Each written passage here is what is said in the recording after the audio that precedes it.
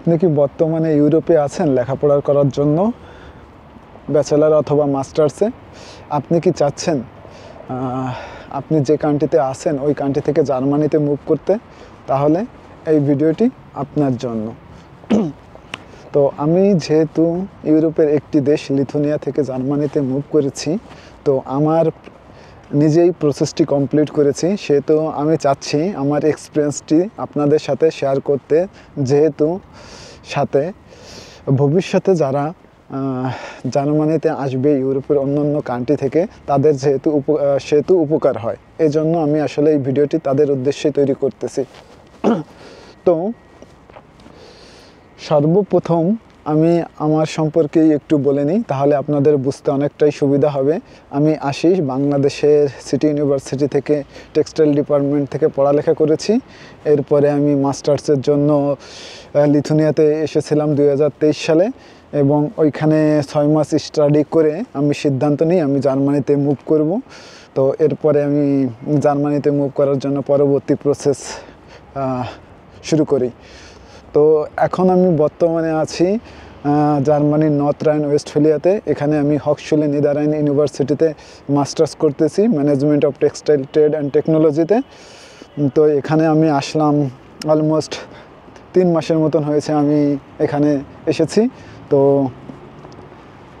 তো এখন আমি আমার অভিজ্ঞতাটি আপনাদের সাথে শেয়ার করতেছি। তো সর্বপ্রথমে আমি আপনাদের বলবো যে আমি কেন লিথুনিয়াতে এসেছিলাম। তো যেহেতু আমি টেক্সটাইল ব্যাকগ্রাউন্ড থেকে পড়েছি, সো আমি ইচ্ছা করলেই যে কোনো ইউনিভার্সিটি এবং যে কোনো দেশে যেতে পারি না। আমার টেক্সটাইল রিলেটেড সাবজেক্টের দরকার ছিল, তাই আমি যখন আমি ইউনিভার্সিটি সিলেক্ট করি তখন আমি কিছু ইউনিভার্সিটি পেয়েছিলাম কিছু কান্ট্রিতে, যেমন ছিল সুইডেন ছিল, দেন ফিনল্যান্ড ছিল, ইভেন লিথুনিয়া, লাটভিয়া, এটা পোল্যান্ড, চেক রিপাবলিক, এমন কিছু দেশ ছিল যেগুলোয় আমি স্টাডি করতে পারতাম।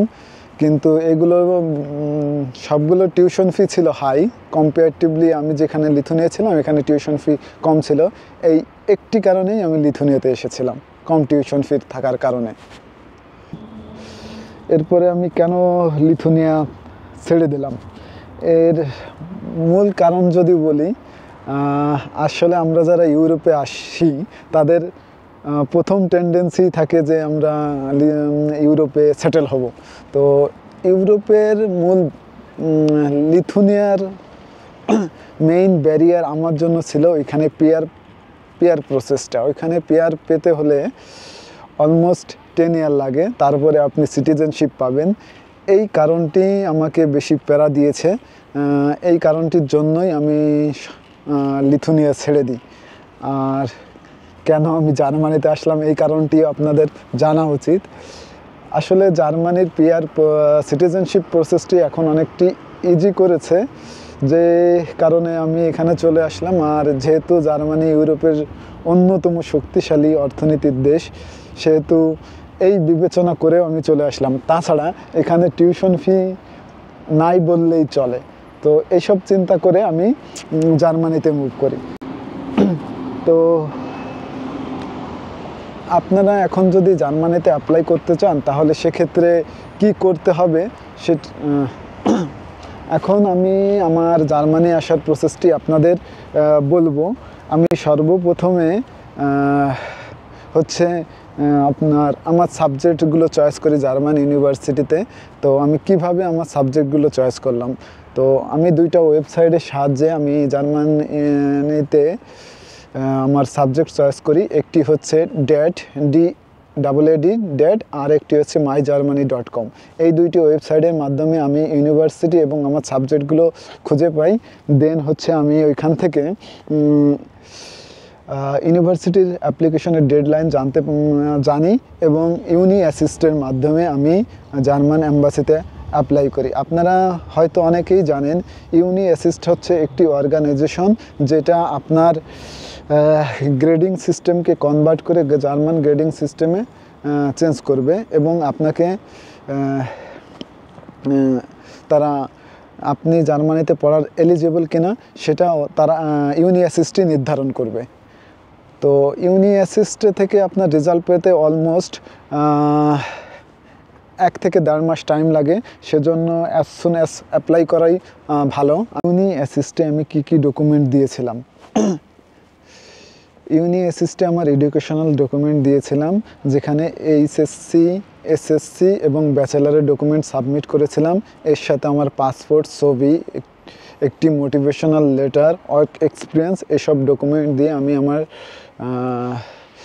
ইউনি অ্যাসিস্টের ফাইলটি সাবমিট করি এবং 35 দিনের মাথায় আমি ইউনি অ্যাসিস্ট থেকে আমার রেজাল্ট পাই। পরে আমি আসি ভিসা প্রসেসিংয়ের জন্য। যেহেতু আমি ইউরোপের একটি কান্ট্রিতে আছি, সেহেতু এইখান থেকে ভিসা নিতে হলে বাংলাদেশের মতন অ্যাডভান্স অ্যাপয়েন্টমেন্ট নেওয়া লাগে না, দেশের মতন হ্যাসেলেও পড়তে হয় না, কারণ এখানে আপনি 1 মাসের মধ্যেই অ্যাপয়েন্টমেন্ট পেয়ে যাবেন। তাই আমি অ্যাপয়েন্টমেন্ট নিয়ে এখানে চিন্তিত ছিলাম না। অ্যাম্বাসিতে কী কী ডকুমেন্ট সাবমিট করেছিলাম সেগুলো আপনাদের একটু জানিয়ে রাখি।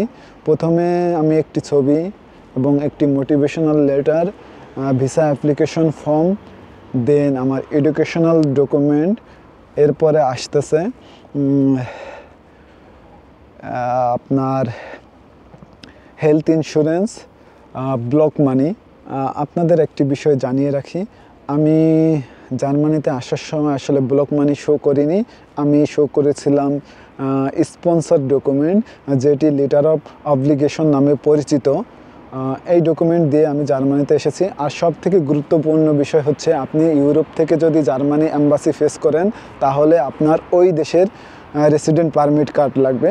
সো আমি এখানে আমার লিথুনিয়ান টিআরসি কার্ড দিয়েছিলাম। এই সকল ডকুমেন্ট দিয়ে আমি আমার অ্যাম্বাসি ফেস করি এবং সঠিকভাবে অ্যাম্বাসি ফেস করার পরে আমি 7 দিন পরে অ্যাম্বাসি থেকে একটি ইমেল পাই।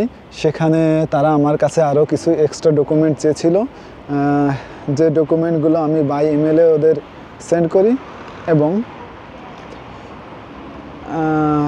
এর 2 দিন পরে তারা আমাকে বাই ইমেলে জানায় যে তারা ফাইনাল ডিসিশন নিয়েছে আমার অ্যাপ্লিকেশন সম্পর্কে এবং আমাকে পাসপোর্ট নিয়ে তাদের অফিসে যেতে বলে এবং তারা স্টিকার ভিসা আমার পাসপোর্টে দিয়ে দেয় এবং আমি ভিসা পেয়ে যাই। এই হচ্ছে আমার লিথুনিয়া থেকে জার্মানির ভিসা পাওয়ার প্রসেস।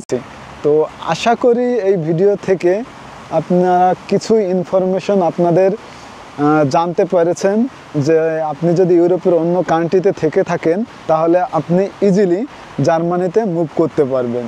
সো আপনাদের যদি ইচ্ছা থাকে জার্মানিতে মুভ করার, তাহলে আপনারা ইজি প্রসেসে, বাংলাদেশের মতন হ্যাসেল পোহাতে হবে না, আপনাকে অ্যাপয়েন্টমেন্টের জন্য 2 বছর ওয়েট করতে হবে না। আপনি চাইলেই 6 মাসের মধ্যে, টোটাল অ্যাপ্লিকেশন প্রসেসটা আপনার 6 মাস লাগবে টোটাল। এই 6 মাসের মধ্যে আপনি ইজিলি ইউরোপের যে কোনো কান্ট্রি থেকে জার্মানিতে মুভ করতে পারবেন। সো আপনাদের যদি ভিডিওটি ভালো লেগে থাকে এবং কোনো কোশ্চেন জানার থাকে, তাহলে আপনারা আমাকে কমেন্ট বক্সে আপনাদের কোশ্চেনটি জানাতে পারেন। আমি আশা করি আপনাদের কোশ্চেনের অ্যান্সারগুলো দেওয়ার চেষ্টা করব। তো আজকের মতন এই পর্যন্তই। ভালো থাকেন। পরবর্তী কোনো ইনফরমেশন নিয়ে অন্য কোনো ভিডিওতে আপনাদের সাথে দেখা হবে। Bye bye.